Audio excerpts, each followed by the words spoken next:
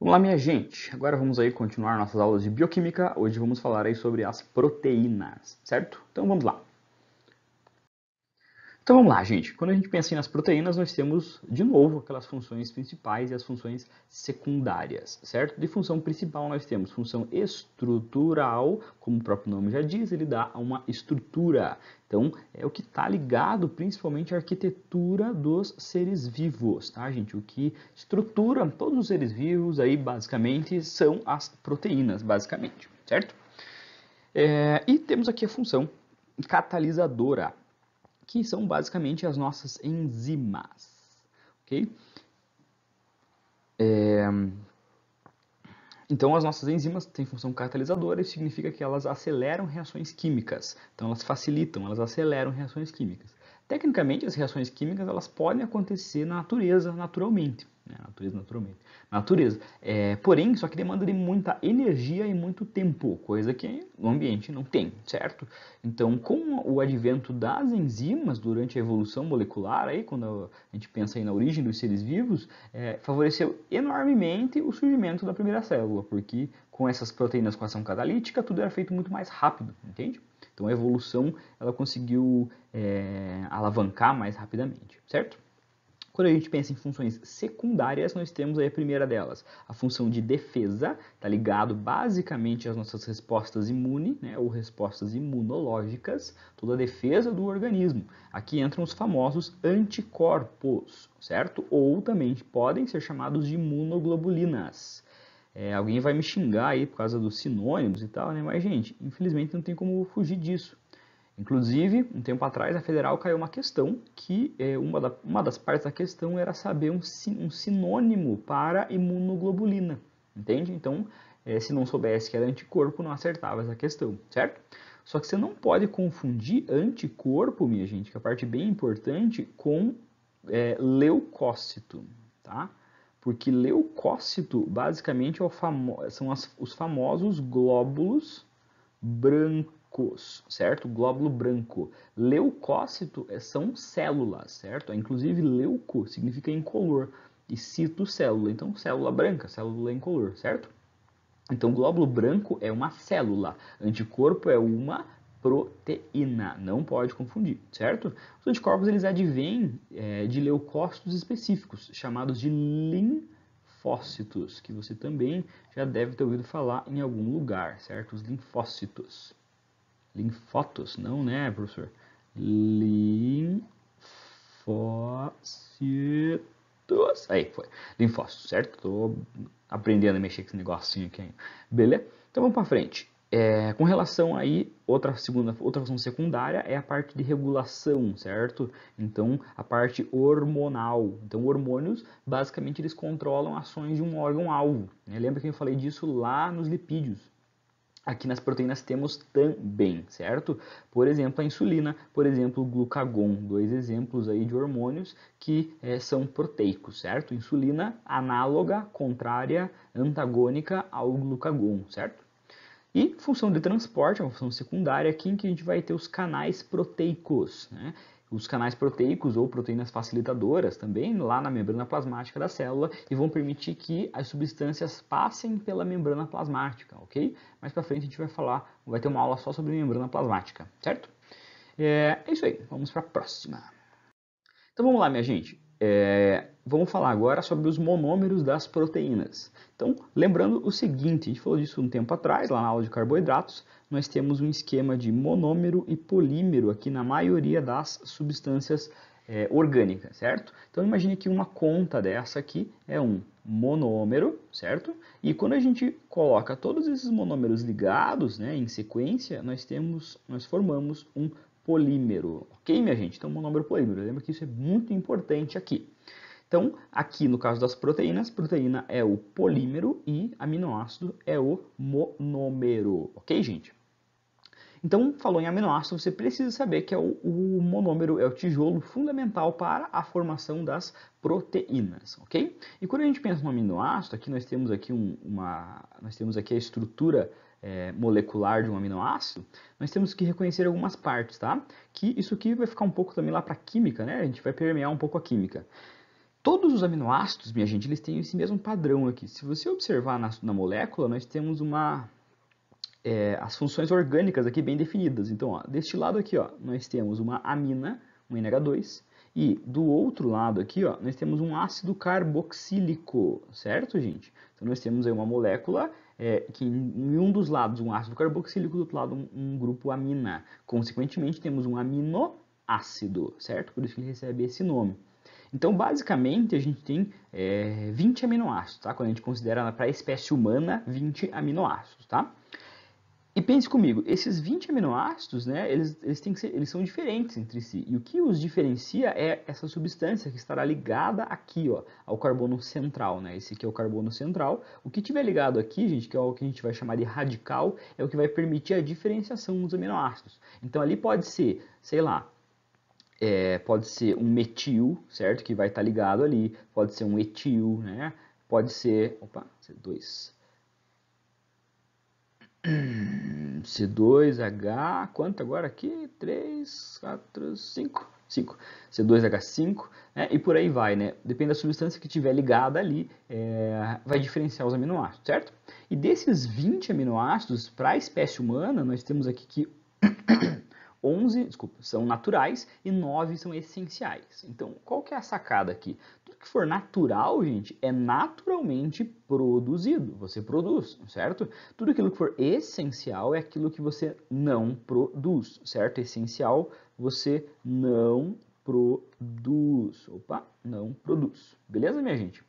Então você precisa obter pela dieta. Por isso que você tem que ter uma dieta balanceada, uma dieta diferenciada, certo? Para você conseguir se alimentar de todos isso, de todos os aminoácidos necessários, né, os essenciais. Então, um detalhe aqui, gente, que depende da espécie que a gente vai falando, a gente vai ter uma variação nessa quantidade, certo? Então, para outra espécie, provavelmente vai ter mais essenciais ou menos essenciais e por aí vai, tá? Um fato interessante é que vegetais, todos os aminoácidos para os vegetais são naturais, né? Eles sintetizam 100% dos aminoácidos, certo? Lembra que eles são lá os produtores da cadeia alimentar, das teias alimentares, eles produzem a matéria orgânica, então eles produzem todos os aminoácidos e daí produzem todas as suas proteínas, né? Assim como nós, basicamente. Só que o que acontece, né, gente? Para a gente diferenciar, então, eles, né? Ou melhor, a gente diferenciar eles pelo radical, né, que a gente já falou. Mas, quando a gente pensa uma proteína é uma sequência de aminoácidos. Então, como que a gente vai diferenciar uma proteína da outra, né? A proteína A da proteína B, a gente vai diferenciá-la pela quantidade e pela sequência de aminoácidos, certo? Então, é basicamente isso que vai importar, a quantidade e a sequência desses aminoácidos, certo? Então, por exemplo, né, se a gente tiver aqui os mesmos aminoácidos, né, sei lá, amarelo, azul e verde, e na proteína B aqui a gente vai ter verde, amarelo e azul, perceba que é os mesmos aminoácidos, mas como eles estão em sequências diferentes, isso influencia completamente na função biológica, certo? Então a proteína A aqui vai ter uma função que é diferente da proteína B, provavelmente, certo, gente? Então, a quantidade e a sequência dos aminoácidos importa extremamente para a função da proteína, né? E para a diferenciação da proteína.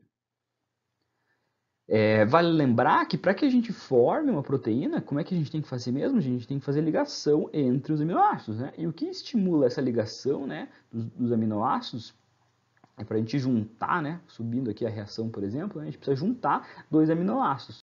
Para que a gente faça isso, é necessário promover o que a gente chama de ligação peptídica, certo? Ligação aí entre os aminoácidos. Nesta ligação peptídica, minha gente, observe aqui na imagem, olha só o que acontece. Vem uma enzima aqui, tá? Ela quebra o OH, a hidroxila dessa molécula, e quebra o hidrogênio dessa outra molécula. Então, o que acontece? H2O. Nessa reação, quem que sai fora? Olha aqui, ó, sai a água e então, estabelece uma ligação química entre este carbono e o nitrogênio. Então, essa é a famosa ligação peptídica, certo? Indicada aqui. Ok, minha gente? Vale lembrar que a gente já falou disso lá na aula 1, certo? Mas é importante sempre ficar relembrando disso, daqui a pouco eu vou falar de novo sobre isso. Mas aqui nós temos uma reação em que eu estou juntando substâncias e formando uma. Então eu tenho uma reação do metabolismo, né, chamada de anabolismo, né? Lembra que um anabolismo é sempre um processo de construção, ok, gente? Um processo de construção. Então lembra sempre dos maromba lá. Os caras tomam bomba para ficar maior, para ficar monstro, né? Para ficar forte. Por quê? Eles querem aumentar o nível de fibra muscular. Para aumentar o nível de fibra muscular, você precisa aumentar o nível, a quantidade de proteína. Então eles precisam estimular que faça mais ligação peptídica e forme mais tecido muscular, ok? Vamos para frente. Classificação. Gente, aqui é diferente do que aconteceu lá nos carboidratos, tá? Lembra que os carboidratos, eles eram separados como mono, quando tinha uma repetição, disacarídeos, quando tinha duas repetições, ou polissacarídeos, quando tinha vários. Aqui nas proteínas, nós temos basicamente a classificação ligada à sua estrutura em 3 dimensões. A estrutura tridimensional, certo? Então pense comigo. Nós temos aqui 4 estágios de proteína, em que o primeiro estágio, a gente chama isso de um estágio linear, tá? Um estágio linear. Ah, esqueci que estava escrito aqui. Então ela é reta, certo? Digamos assim. Quando chega no estágio secundário, gente, a proteína começa a ficar enrolada, parecendo como se fosse uma espiral de caderno, entende? Então pense numa espiral de caderno, gente. Ele tem uma estrutura em 3 dimensões, né? Os eixos x, y e z. Então ele tem profundidade, altura e comprimento, certo? Uma proteína terciária seria como você pegar o aspiral do seu caderno e fazer uma bolinha, certo? Fazer uma bolinha com ele. Então, ele continua sendo uma estrutura tridimensional, só que ele fica mais enrolado ainda. Então, perceba, primeiro para a segunda, para a terceira, elas ficam cada vez mais enroladas, certo? Aumenta a quantidade de aminoácidos e ela fica cada vez mais enrolada, ok? Porém, uma estrutura quaternária, se você observar aqui na imagem, olha só, nós temos aqui, uma vermelha aqui, uma proteína amarela aqui no fundo e outra amarela aqui no fundo. Então, o que é uma estrutura quaternária? Quando a gente tem uma associação de várias proteínas terciárias, certo? Então, o exemplo aqui, clássico, aqui a gente falar da famosa hemoglobina, tá? A hemoglobina é o que dá a cor vermelha às nossas hemácias, né, os nossos glóbulos vermelhos, e eles, a quantidade grande deles no sangue faz o sangue ficar vermelho, ok? Então a hemoglobina, gente, vou apagar aqui porque eu vou escrever aqui, a hemoglobina, lembre-se que ela tem a função de transportar os gases, certo? Transportar o O2 e o CO2. E ela só faz isso porque no seu interior ela vai ter núcleos contendo ferro. Então, cada uma das proteínas terciárias que compõem a hemoglobina possuem um íon ferro no seu interior, e o íon ferro ele tem uma alta atração, uma atratividade aí pelos gases, certo? Então, ele atrai o gás e permite, então, que a hemoglobina consiga fazer sua função de transporte. Ok, minha gente? Vamos para frente.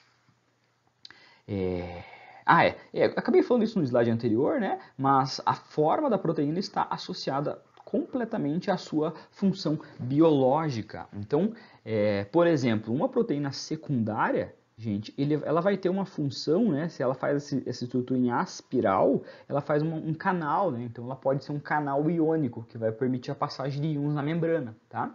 Uma proteína como a hemoglobina, que a gente falou aí, né, ela vai fazer um transporte de gases. Uma proteína terciária, ela pode ser, por exemplo, uma enzima, né? E por aí vai. Então, para que a proteína desempenhe a sua função, é necessário que ela esteja naquela forma específica, entende? Então, hemoglobina só transporta os gases se ela estiver no formato quaternário, certo? Se ela voltar para um terciário, ela não transporta mais gases, certo? Mesma coisa um canal iônico aqui, uma proteína secundária. Se ela voltar para um estágio primário, ela não vai conseguir fazer transporte, ela não vai mais ser um tubo, certo? Vamos para frente. E quando a gente pensa nessa coisa nessa fase de voltar para um estágio anterior, a gente chama isso de desnaturação, certo? Que é o processo aqui quando a proteína, né, ela volta para um estágio anterior. Isso se chama desnaturar. Ela acaba perdendo a sua função biológica, né? Como ela perde estrutura tridimensional, consequentemente perde sua função, entende? Então essa aqui é a famosa desnaturação proteica, ok?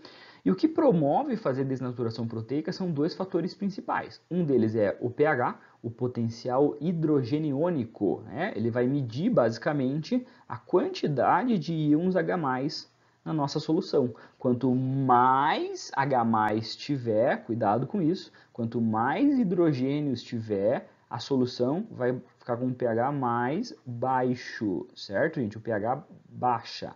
Lembra que pH ele é uma escala que varia de 0 a, cuidado, 14, certo? Em que de 0 a 6,9 nós temos um pH que é ácido, certo? E de 7,1, diz a química, que é básico. Ok, gente?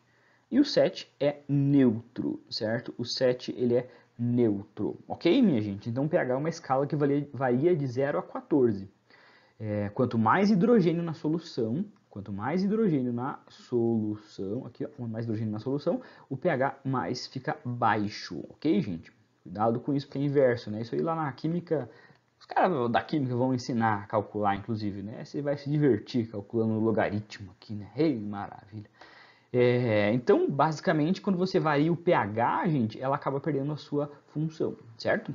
Varia o pH no sentido de, professor, toda vez que eu colocar um pH ácido, vai desnaturar? Não necessariamente, porque cada proteína ela foi projetada, ela foi sintetizada e ela tem uma estrutura molecular para suportar determinado pH, entende? Então, por exemplo, lá, a proteína chamada pepsina, que é produzida no nosso estômago, ela foi projetada para trabalhar em pH ácido, entende? Para ela tá ótimo o pH ácido. Se você baixar mais o pH, lógico que ela vai perder a sua função, mas ela tá ótima para esse pH, entende? Se você subir o pH, para ela vai ser ruim, ok? E fatores também como a temperatura também vão fazer as proteínas desnaturarem, certo? Mesma coisa. No nosso caso, nossas proteínas, elas têm como ideal, né, a nossa temperatura, que é os 35, 36 graus. Para elas está ótimo isso. Se você subir muito, baixar muito, né, as proteínas começam a perder a sua estrutura. Se perde estrutura, perde sua função. Perde função, você começa a morrer. Certo, minha gente? Então, basicamente, são os dois fatores que vão influenciar aí na estrutura proteica, pH e a temperatura. Aqui é interessante salientar uma coisa, gente. Sabe carne de panela, né? A galera gosta bastante de carne de panela, gosta bastante de costela, né? Esse tipo de carne, né? De segunda, às vezes, que eles chamam, né? Segunda, carne de não primeira qualidade, né? Tipo uma picanha, né? Eu acho uma merda, pra ser bem sincero. Não gosto de picanha, prefiro costela. Mas, enfim, não sei se você já teve a oportunidade de comer uma costela fogo de chão, por exemplo. Nossa, dá água na boca.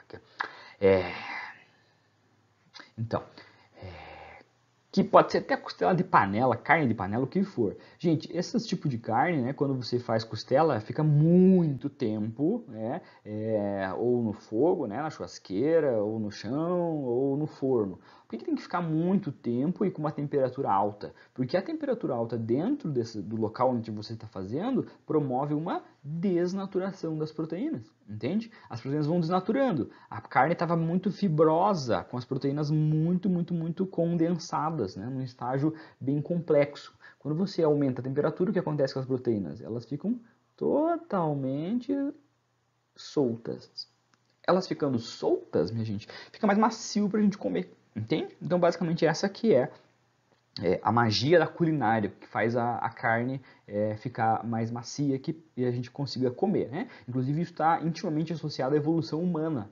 A gente conseguiu ter um crescimento muito exponencial, praticamente, na evolução humana, quando a gente passou a cozinhar. Isso é muito louco, né? Cozinhar principalmente a carne. Então, a nossa origem é uma origem carnívora, né? Eu sei que por opções políticas, sei lá, sociais, culturais, as pessoas às vezes são vegetarianas, talvez você que esteja me assistindo seja vegetariano, mas não tem como negar isso, certo? A nossa origem, a nossa ancestralidade, ela é carnívora, certo? Ela é carnívora, não tem como fugir disso, ok, minha gente?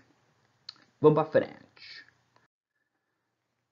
Com relação aqui agora às enzimas, né, que é a parte especial aqui dentro do grupo das proteínas. Lembra que é uma das funções mais importantes aí das proteínas. Então, proteínas com função de acelerar reações químicas, como eu falei para vocês no começo. Toda reação química, tecnicamente, ela pode acontecer na natureza.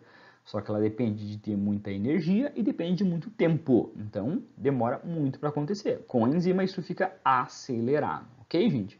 Então, basicamente, Vamos entender que a enzima é esse carinha aqui, ó, que você está vendo aqui, ó, esse em cinza aqui, ok, minha gente? Esse carinha é a enzima. O que está chegando aqui, ó, é o que a gente chama de substrato, né? Na bioquímica, basicamente, a gente chama de substrato que vai ser quebrado, tá? O que está antes da seta, isso é bem importante. Então, substrato, ele vem antes da seta.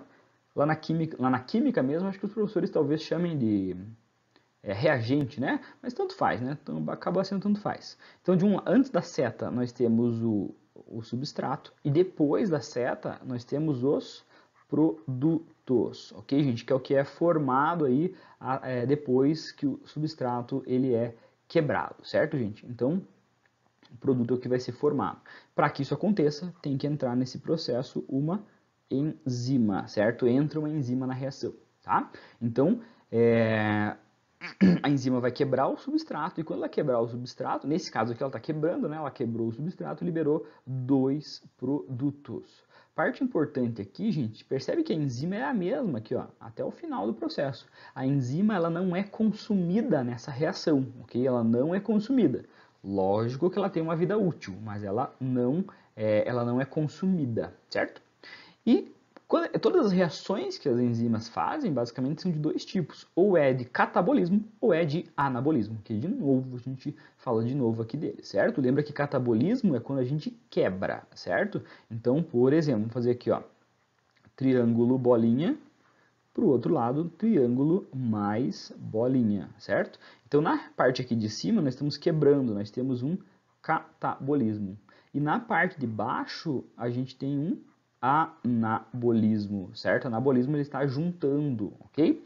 E tem um outro detalhezinho aqui importante que é com relação à água. Lembre-se que quando a gente quebra aqui a ligação química, os elétrons ficam livres e a gente precisa inserir aqui inserir algum elemento para estabilizar a molécula. Então, num catabolismo, a gente vai quebrar e a gente vai inserir H2O. Né? Lembra lá do slide de ligação peptídica, né? Lembra lá quando a gente vai... só que uma ligação peptídica é o contrário, né? A ligação peptídica é um anabolismo. Então, só quero que vocês percebam a posição da água. Num catabolismo, a água precisa entrar. E num anabolismo, a água precisa sair. Eu desviei do lado errado aqui. Enfim, vai ser aqui, ó, pra cá. Aí. H2O. Ok. Então, gente, olha só. Num catabolismo, a água entra, certo? Para estabilizar a molécula. Então, desse ladinho aqui, ó, por exemplo, vai ter... desse lado aqui vai ter um OH. E do outro lado aqui vai ter um H. Ok? Aí, H. Beleza, minha gente? E num anabolismo, quando eu quero estabelecer essa ligação, quem que vai cair fora? A hidroxila de um carbono, né? Ou fazer um nitrogênio na realidade, né? Então, a hidroxila de uma molécula com o hidrogênio da outra molécula, e então a água sai, ok? Beleza, minha gente? Vamos lá. Saideira. E daí a gente chama isso também, né? O catabolismo, quando está colocando água, a gente chama isso de hidrólise, certo? Porque a lise é quebra hidroágua, quebra pela água. E no anabolismo é uma síntese por desidratação, porque desidrata, você tira a água da reação, ok? Para frente. Especificidade de substrato, isso é bem importante. Talvez você conheça como a famosa chave fechadura, né? Uma chave só abre uma fechadura, né? Vou trazer um exemplo diferente aqui que eu não aguento mais. Olha só esse aqui, ó. Esse aqui com certeza você já deve ter visto aí. Se você não viu, com certeza que você viu que na infância já deve ter visto em algum lugar. É aquele joguinho dos buracos, né, das peças. Então, se você tentar colocar a estrelinha no lugar aqui do quadrado, não vai entrar, certo? Então, por quê? Porque não encaixa, certo? Isso é especificidade do substrato. Cada enzima, ela tem uma região, e essa região ela se chama sítio ativo, certo? Toda enzima tem um sítio ativo, que é a região onde determinado substrato vai se ligar. Entende? Então, seria como o joguinho. Se o substrato ele não encaixa nesse sítio ativo, ele não encaixa, a enzima não quebra, entende? Não vai conseguir quebrar, ok? Então só vai ter reação se tiver um sítio ativo, né, for compatível com o substrato. E detalhe, esse sítio ativo ele tem que estar disponível. Às vezes ele não está disponível, certo? Às vezes tem outra molécula ligada nesse sítio ativo que impede que a reação aconteça. Isso acontece bastante no metabolismo, certo? Fica lá desligado, ok? São os competidores, né, que eles chamam. Então ele desliga ali aquela enzima, ok? E quando a gente pensa nisso, nós temos aqui que entender a diferença aqui a diferença dos nomes das enzimas, tá? As enzimas, elas vulgarmente, elas terminam com o nome com ase, tá? Vulgarmente. Então, lipase, maltase, urease, DNA polimerase.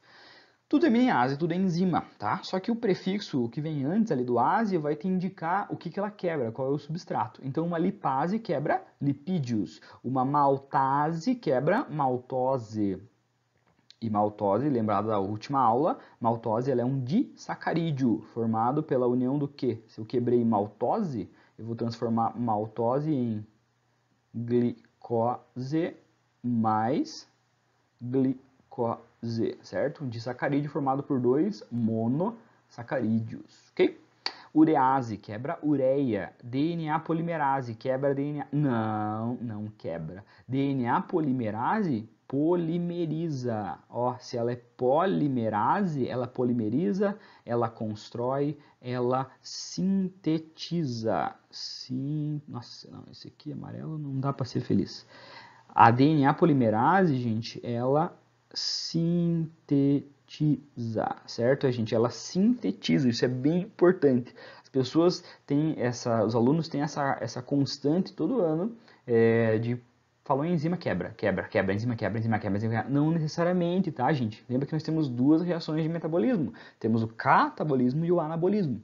Lógico que o que a gente mais fala em sala de aula são enzimas que quebram, certo? Mas tem enzimas que juntam, ok? Então, tente lembrar disso. A enzima, o que ela faz? Ela acelera a reação química, seja para juntar ou seja para quebrar, ok? Então, a DNA polimerase, ela produz DNA. A gente vai ver isso, vai ver ela trabalhando lá na aula de replicação do DNA, certo? Mais para frente. Ok, minha gente? Para frente. Enzimas de proteínas conjugadas. Isso aqui é interessante também que a gente cite. Olha só, nesse caso aqui, a gente vai ter uma enzima que ela depende de um ligante para que ela possa quebrar um substrato. Então pense comigo, aqui está a enzima, vamos olhar só a imagem, tá? Então aqui nós temos a enzima, ela está inativa, e aqui nós temos a enzima ativa. Então percebe que tem que ter essa moléculazinha roxa aqui, ó, que é o famoso cofator, né, ou coenzima, para que faça a enzima ficar ativa. Ela ficando ativa, ela consegue se ligar ao substrato e efetivamente quebrá-lo, certo? Quebrá-lo, né? Ou juntar, né? Juntar dois substratos. Beleza? Vamos nomear aqui as coisas agora. Então, o que vai fazer? A enzima, quando ela fica inativa, a gente chama isso de apoenzima, ok, gente? Proteína inativa ou enzima inativa, né? Proteína e enzima a mesma coisa. Ou melhor, desculpa, mesma coisa não. Vamos pontuar.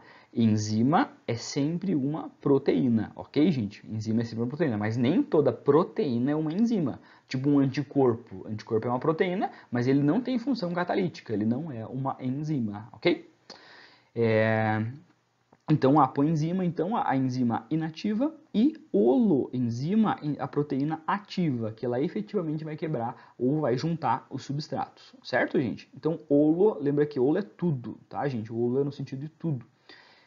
Cofator ou coenzima? Cofator, aqui que varia, pode ser qualquer um dos nomes, porque depende do ligante, certo? Então, cofator é quando é um íon que ativa a enzima, que faz a enzima, a coenzima, ficar uma holoenzima. E quando for uma vitamina, né, a gente chama daí de coenzima, certo? Coenzima, a vitamina vem, se liga aqui, faz com que a enzima se torne ativa e promova a reação química, ok?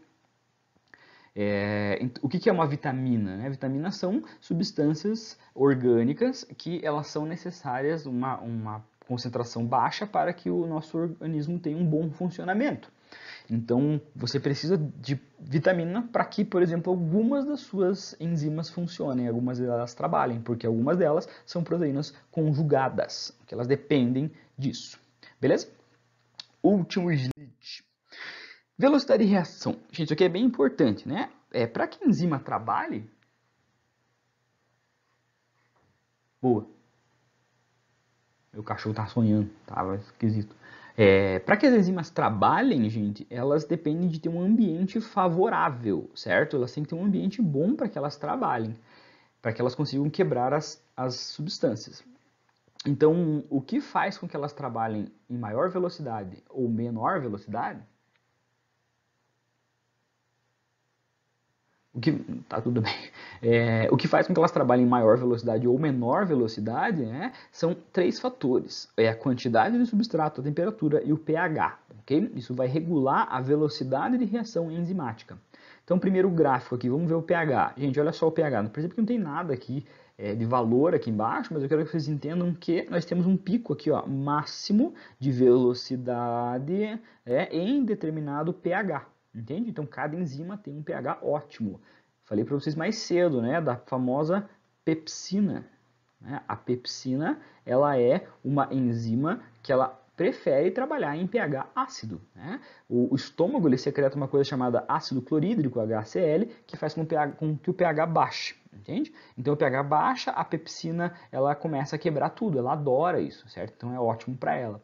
Se você pegar a pepsina e colocar ela num ambiente mais básico, por exemplo, a sua velocidade de reação vai cair muito, porque ela está evolutivamente adaptada ao pH ácido, ok? Com relação à temperatura, também é a mesma coisa, gente. Aqui é interessante a gente citar animais. Então, nós temos 2 tipos de animais. Nós temos os famosos animais ectotérmicos e nós temos os animais endotérmicos. Né? Então, é ectotérmico e endotérmico, tá? Ecto, gente, eu quero que você lembre de que ecto é fora, ok? Fora. E endo é dentro, ok, gente? Então, térmico aqui vem de temperatura, né? Que na verdade seria calor. Então, os animais que são ectotérmicos... Nossa, faltou um R aqui. Os animais que são ectotérmicos, o calor vem de fora. Eles dependem do calor ambiental, da energia ambiental, para que a sua temperatura se eleve. Animais que são endotérmicos, eles basicamente produzem o próprio calor. Você, mamíferos, todos os mamíferos e as aves são animais endotérmicos. Então, eles efetivamente produzem o seu calor, né? Você dissipa energia, dissipa ATP na forma de calor para manter a temperatura estável, entende? Então, assim como um carro, é que no carro, na verdade, é um efeito colateral, né? Mas ele esquenta porque a energia está sendo dissipada, né? Não está sendo aproveitada. No teu caso, não. Um animal, não. Ele dissipa porque ele quer, certo? Ele quer fazer isso. Para quê? Para que a temperatura se mantenha constante. Ok? Isso está ligado à ação das enzimas. Então, a nossa temperatura é 35, 36 graus porque é a temperatura ótima para as nossas enzimas. Quando você eleva a temperatura ou você diminui a temperatura, a gente entra na famosa hipertermia e hipotermia, né? Você já deve ter ouvido falar disso, né? A pessoa morre de calor, morre de frio. Mas não é necessariamente que vai tremer, né? Vai até morrer. Não, é porque com a diminuição da temperatura, a velocidade de reação enzimática começa a decair. Chega num momento em que não é mais possível de manter vivo. O que te mantém vivo são reações químicas. Então elas param de acontecer, você começa a morrer, entende? Então na hipertermia e na hipotermia é isso que acontece, sai da faixa ótima de temperatura, ok? E com relação à concentração de substrato, né, a gente perceba que o gráfico é diferente. Tanto pH quanto temperatura, nós temos aqui a curva de Gauss, né, que é esse formatinho aqui mais ou menos. Né? Na concentração do substrato, não. Ele vem se elevando, elevando, elevando, chega um momento em que ele estabiliza.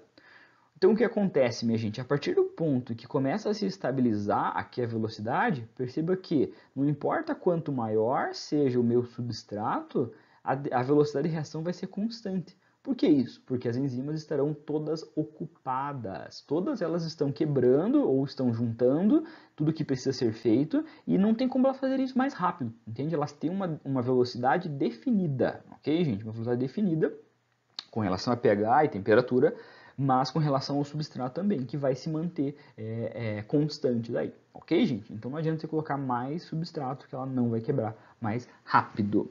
Beleza, minha gente? Chega por hoje. Fechamos aqui a aula sobre enzimas e proteínas. Fechou, minha gente? Digam tchau